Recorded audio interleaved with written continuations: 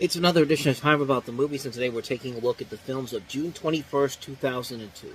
We got 3 movies to look at today, a couple of notable movies, 2 good ones, one not so good one. Let's start with the good ones. Let's start off with the biggest new release of the weekend, and that is Steven Spielberg's adaptation of Philip K. Dick's Minority Report, starring Tom Cruise.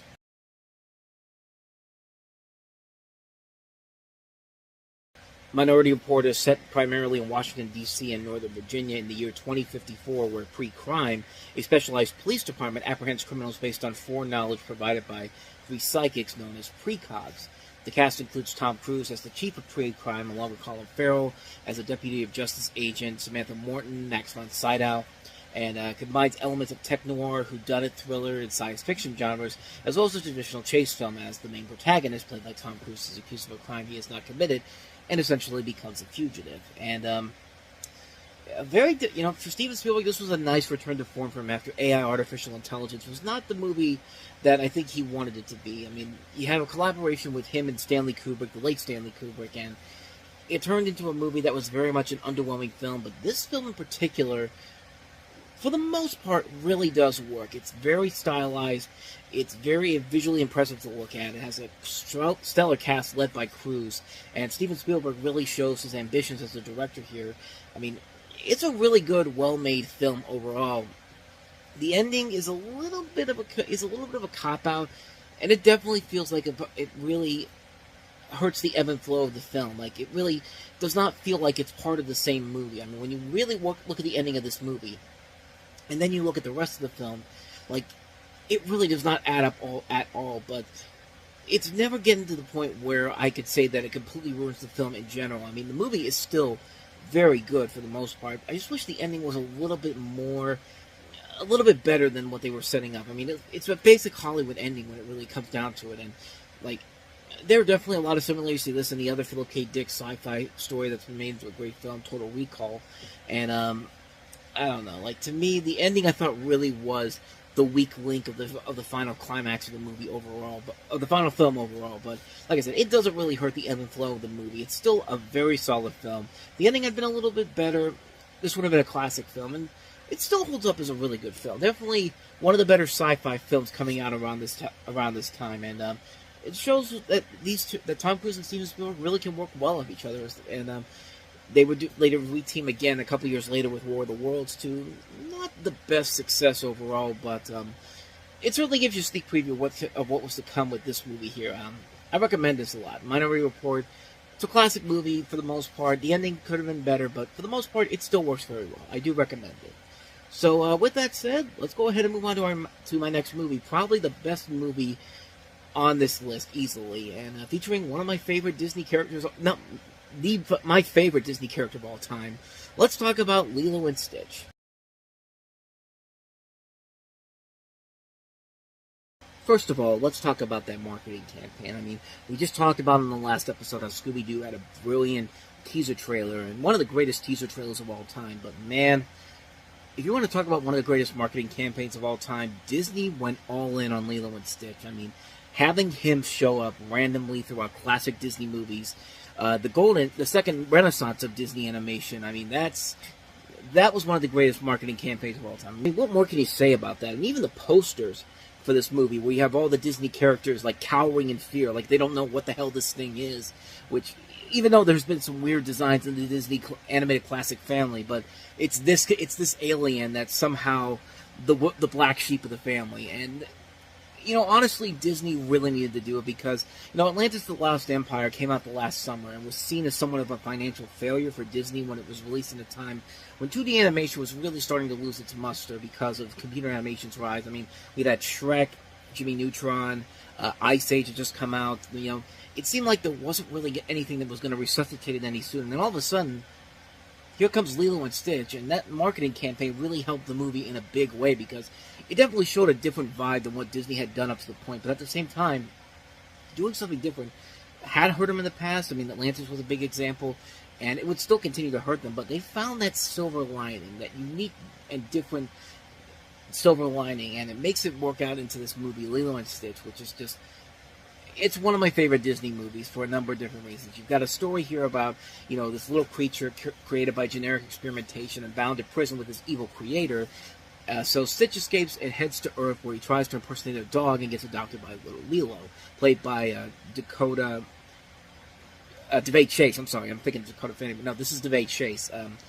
Even though Dakota Fanning did play her in the sequel, the official direct-to-video sequel, Lilo and Stitch 2, but so he gets adopted by Lilo, who, bent on self-preservation, he plans to use a human shield to protect him from the aliens sent to recapture him.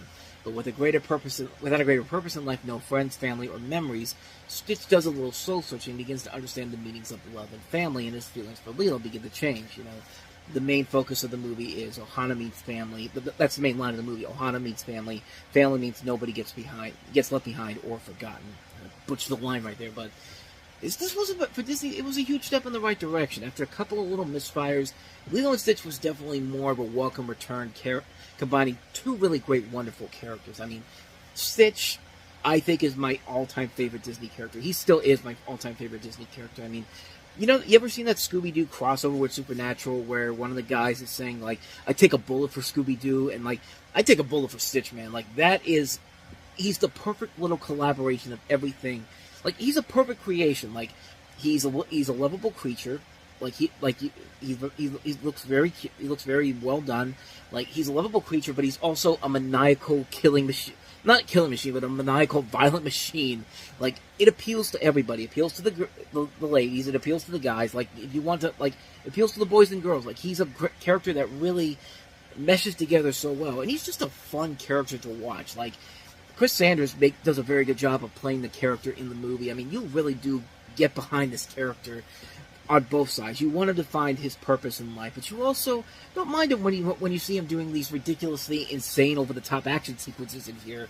And it's hard not to love this little guy. He's still my favorite Disney character of all time, and you got a really solid story here. A lot of good relationships, not just between Lilo and Stitch, but also Lilo and his sister, who are trying to, it's a great movie where it shows the love and family between the two of them, because they lost their parents, and the older sister is trying to be kind of a motherly figure to her, but their relationship really is not that easy to put together, and the movie does a very good job of handling that. I think DeVay Chase and Tia Carrera do a very good job of creating that nice little chemistry there. There's even some good chemistry between the two aliens, Jumba and Gantu. No. I'm getting all these names screwed up here. Jumba and Pleakley, good lord. Played by David Ogden Stiers and Kevin McDonald, good lord. I'm getting all these names screwed up here, but I like their chemistry as they're trying to bring Stitch back to justice. David Ogden Stiers and Kevin McDonald, I think they're very good. The one person I was trying to talk about before, Gantu, the villain, played by Kevin Michael Richardson. I mean, the design is cool. That voice for Kevin Michael Richardson just fits that character so well. He's a fun villain. Like, he's a fun bad guy. Like not the typical Disney bad guy, but like a bad guy that, like, you can kind of get behind him too, because he is trying to do something legit. He is trying to essentially, he's trying to do his job. Like, he's supposed to go. He's supposed to make sure that this thing does not get away from him, and yet every time he tries to get close, they get away from him. It's just like there's a lot of fun factors about this movie all around, and like, maybe it's because I haven't seen this movie in a while that I have completely forgot. I completely messed up a lot of the names in here, but it's a really good movie. A lot of great relationships going on all throughout the film. A lot of good laughs, some really good animation, mixing in some nice watercolor effects. A great score by Alan Silvestri, who I think is probably one of the best, top 5 greatest composers of all time, because of course he did Back to the Future, of course he did Avengers, Roger Rabbit. This is definitely another winning score for him, and it's just a really good, fun ride on so many levels. I mean, a classic Disney movie on so many levels, featuring my all-time favorite character. It's hard not to love Stitch. It's hard not to love this movie. Lilo and Stitch, brilliant, brilliant film. Easily the best film of the week. So, how do we follow that up? How about the worst film of the week, easily, and one of the worst films of the year? Let's talk about the infamous Juwanna Mann to wrap this up.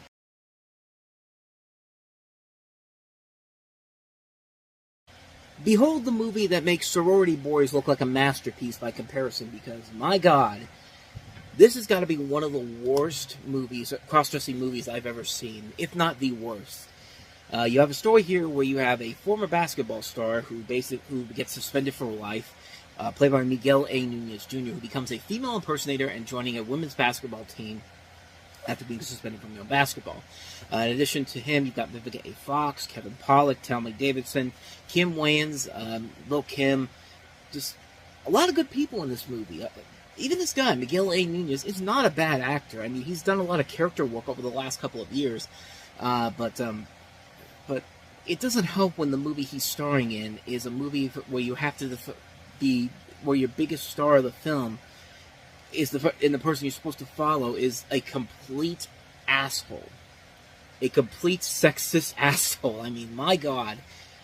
This is an abysmal movie. This is an abysmal movie because, in Some Like It Hot, in Tootsie, in Big Mama's House even, Mrs. Doubtfire, you like those characters. You wanted to be around those characters, even though what they were doing is probably something that they should not be doing by any means necessary, but you got behind them because they all had a purpose for what they were trying to do. In Big Mama's House, Martin Lawrence was trying to capture this guy who was a criminal. In Mrs. Doubtfire, he wanted to see his kids, but he couldn't do it as himself, so he had to become the nanny, Mrs. Doubtfire. In Tootsie, Dustin Hoffman couldn't get any work as an actor, so you know what? He decided, I'm going to become a woman to do this. Why not?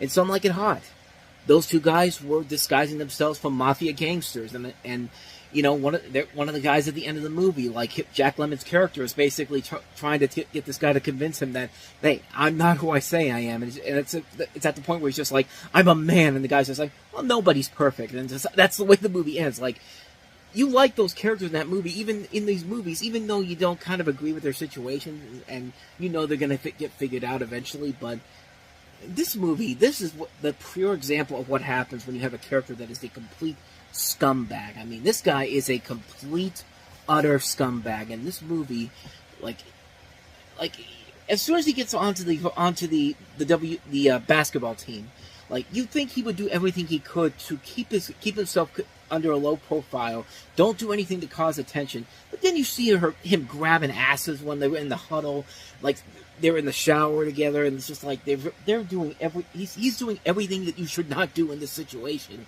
and he's just making it worse on himself every single time. At least a movie like White Chicks, which is a bad movie, White Chicks knew not to go deep with make those people, make the two guys in there understand their situation. But this guy, he has a situation here where he's trying to continue his career, and yet he's doing everything he can to completely expose himself before anybody even tries to expose himself. And the logic of this movie makes no sense whatsoever. Like, he gets suspended, and then in a matter of hours, he's completely broke, he's jobless, he's homeless, he has to go live with his aunt. I mean, the laws of common sense have to be in this movie in order to make it work. Like, in a certain realm, common sense has to be a big part in this, but nope.